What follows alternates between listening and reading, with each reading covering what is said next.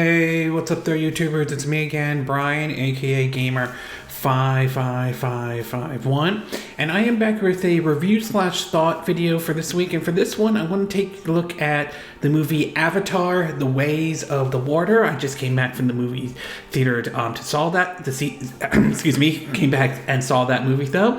For parents out there, it's worth pointing out that Avatar: The Way of the Water is rated PG-13 here in the US, and anybody who's curious about the running time of the movie is about 3 hours and 12 minutes long, so strong advice if you're planning to see this movie. You might want to plan your day ahead and all. In 2009, though, James Cameron, who's known for directing action and sci-fi movies such as such as Aliens, Terminator 1 and Terminator 2 Judgment Day, and True Lies, though, introduced us to the world of Pandora in the movie Avatar, not related to, Avatar: The Last Airbender on Nickelodeon or anything like that, though. It was basically, as some had dubbed it, kind of like Pocahontas in space and all. But what also made it interesting was it was a push for really to put, the whole idea of 3D glasses, like in movie theaters and all that stuff. Now I've seen the original when it came out, and then also in 3D. And while the 3D was impressive, it didn't really click with me as much though. But either way, in terms of the movie itself, it was pretty good. I mean, the world of Pandora was fantastic and everything like that. To seeing some of the cast and crew, including Sigourney Weaver, basically play sort of a scientist and all with other characters. It's basically as they are in a conflict with the Navis, if I'm saying the name correctly, the inhabitants of Pandora, in terms of mining mining certain materials to send back to Earth and everything like that. It was a very interesting movie as the human race, us were the invaders, invading another planet and all that stuff.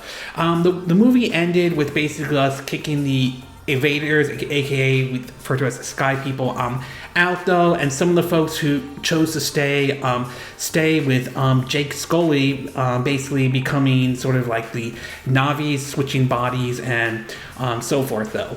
A decade later though, we learned about basically Avatar: The Way of the Water. It was basically sort of this idea that James Cameron was going to do Avatar 2, 3, 4, and possibly 5, or anything like that. So this part 2 has basically came out, or Avatar 2, The Way of the Water. And while I still think the movie is still impressive and all, it still doesn't have the kind of the way the first one did, when I think it sort of wowed people back then though.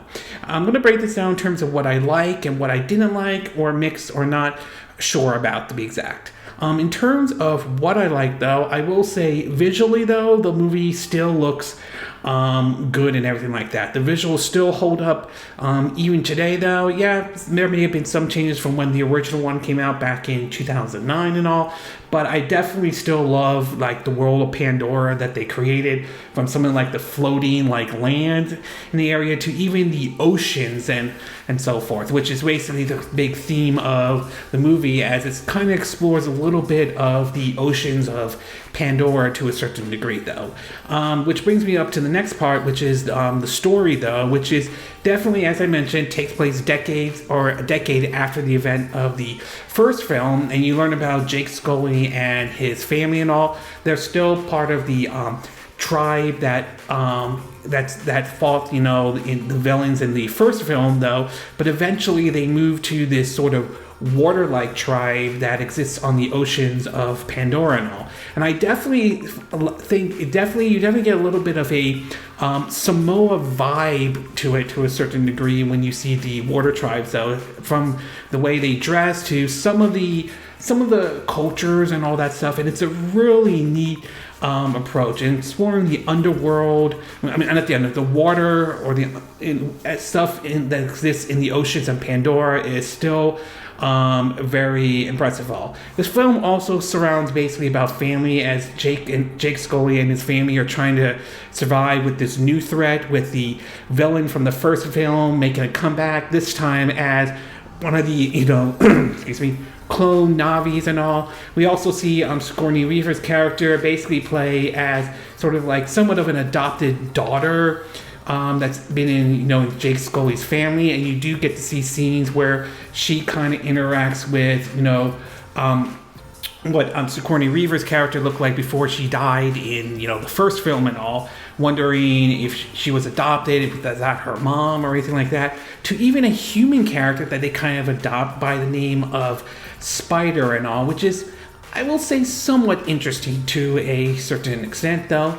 And last but not least, though, I do like how they have some of the callbacks from the first film, basically in Avatar and the Way of the Water. It's mostly in the beginning, as you see sort of the so-called mining station, how it was before it was, before it was taken over. It's still being operated, run by some of the scientists and all. And some of the scientists still are on Pandora and all, with some of them wearing their, going into like their avatar suits and everything like that. To even one scene where they discovered the ruins of where the main villain died in the first film and all, from like the lab to that battle tech suit and everything like that. So I definitely like how there were some callbacks to the first film and all. While what I didn't like or not sure or mixed, though, mostly mixed, is two things to be exact, though. One has to do with the ending to a certain degree, though. I mean, certainly don't hate the ending to Avatar: The Way of the Waters. I just don't think it's as good as the first one was, to be exact, though. It's not a terrible ending, but it's pretty obvious that they are setting themselves up for Avatar 3, whatever it's going to be called, to be exact, though. So I'm very mixed of how the ending is. Excuse me. And I'm also very mixed about the character Spider, though, which basically you see that he was a child left when the folks were kicked out of Pandora and all that stuff. You see him sort of, eventually you see him as an adult. He's wearing the mask and he's with the inhabitants of Pandora and all, and he's sort of interesting, but at the same time you just, there's a sometimes you feel like you're going to get to a point where he, it feels like, this is kind of a little bit of a spoiler, though, that he sees his father, which is the Na'vi and all, but at the same time it just doesn't, they don't really connect in a way that you think it is. It kind of almost feels like it's coming off as like Luke discovering that Vader was his father to a certain degree, but you just don't get that in a way. And I'm just kind of mixed about his character and all that stuff. He's not terrible, but just not like and all that. Overall, I would say Avatar: The Way of the Water is definitely a good sequel to the original 2009 Avatar, even if it doesn't reach the height that the original one did, though. At its best, though, the visuals still look really great and everything like that, though. The story is certainly still holds up and everything, and especially the world of Pandora. And I do like some of the scenes that have a callback to the first film and all. At its worst, however, though, is I'm still a little mixed of how the ending was, though. I mean, it's not, like I said, it's not a bad ending, but it's not necessarily not as good as, say, the first ending for the first Avatar movie. And the character Spider, I'm kind of mixed about, though. It'll be interesting to see how that character is portrayed in any of the future Avatar movies and all. But in either case, though, Avatar: Way of the Water is still an enjoyable movie, nevertheless, and a good fit for the ending out 2022, not to mention movies worth probably taking a look at during the holidays and all, though.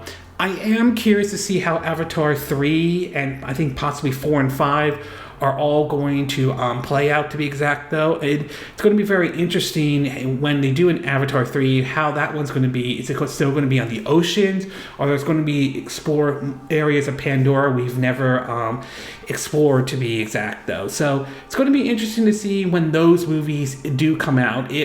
Assuming they do, but I have a good feeling there's a very good chance they will. But either way, though, I enjoyed Avatar: The Way of the Water. It's basically, your typical blockbuster flick, though, but it still is a good movie, nevertheless, though, and it's worth watching, especially if you're thinking about going to the movies for the holidays, all. Just bear in mind, though, this is a 3-hour-long movie, so I would personally recommend you kind of plan your day before you go see this movie, though. Okay, this concludes my review slash shot on Avatar: The Way of the Water. And again, these are my opinion. What are yours? What are your thoughts about Avatar: The Way of the Water? Did you see the movie? Did you not see the movie at all? Did you think the sequel was better than the first one? Or do you think the first one was better though? Were you fine with how the movie ended? Did you have any issues, or didn't have any problem with the character Spider though? And what direction should Avatar 3 happen, which most likely it will? What direction or what area of Pandora do you think they should technically explore? Do you agree with what I said in this video? Do you disagree? Do you have a difference of opinion? As always, sound off in the comment section below. Let me know what you think. And if you do like this video, I hope you hit the like button. I will appreciate it. And I hope you do subscribe to my YouTube channel. If you do, make sure you hit the bell icon for notifications of any new videos I put up. Also, feel free to share this video if you want to, and feel free to donate to my channel if you like. You can do it through PayPal me or Patreon. Links will be in the description of this video, assuming you're watching this on YouTube. And I'll see you again next time when I do another video. Hopefully that'll be soon. Until then, from Southern California, wish you all a good day then. Bye!